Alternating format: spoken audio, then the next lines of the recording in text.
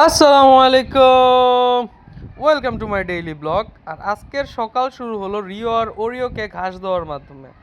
তো আমি কালকে রাত্রে বাজার থেকে শাকগুলো নিয়ে এসেছিলাম যাতে রিও আর ওরিওকে সকালে দিতে পারি, কিন্তু জানি না কেন আজকে ওরা এই শাকগুলো খাওয়াতে বেশি একটা ইন্টারেস্টেড ছিল না। যাই হোক, এরপরে আমি চিন্তা করলাম যে ওদের কী দেওয়া যায়, কী দিলে একটু ভালোভাবে খাবে। কারণ দেখেন খাঁচা পুরা পরিষ্কার, মানে কালকে যে খাবার দিছিলাম রাত্রে সব খেয়ে ফেলছে। তো আর এই যে দেখেন একটু এই শাক খাইয়েই ওরা আবার আমার কাছে আইসা পড়ছে, মানে তাদের নতুন কোনো খাবার লাগবে। তো আমি চিন্তা করতেছি কি দেওয়া যায়। আর যারা আমার ব্লগ শুরু থেকে দেখেন তারা কিন্তু জানেন আমি কিন্তু মুরগিকেও ঘাস শাক এগুলা খাওয়াই, এবং আমার মুরগিও খুব মজা নিয়ে এগুলা খায়। যা আপনারা দেখতেই পাচ্ছেন যে কত মজাভাবে এগুলা খাচ্ছে। তারপর মুরগিকে খাবার দেওয়ার পর কবুতরের সব খাবারের পাত্র আর পানির পাত্রগুলা বাইরে বের করে ফেললাম, কারণ তাদের এখন খাবার চেঞ্জ করে নতুন পানি আর খাবার দেওয়া লাগবে।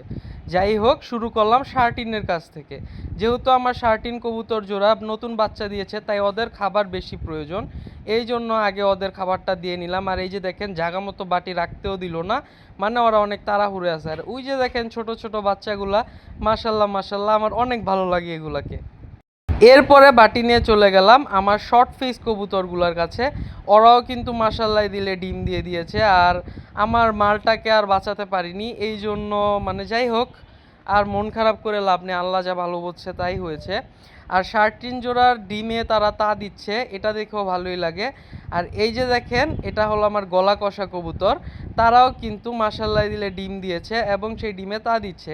তো তাদেরও দেরি না করে খাবার দিয়ে দিলাম। আর খাবার দিতেই কিন্তু তারা আগে দেখে যে কি খাবার দিয়েছি না দিয়েছি কি আসল বিষয়। এরপর চলে আসলাম আমার আরেক জোড়া কবুতরের কাছে, যেখানে এই কবুতরগুলোকেও আমি নতুন খাবার দিয়ে দিলাম, এবং তারা হয়তো ক্ষুধার্ত ছিল একটু বেশি, কারণ খাবার দেওয়ার সাথে সাথেই দেখেন তারা ঝাঁপায়া পড়লো খাবারের উপর। আজকের জন্য এই পর্যন্তই।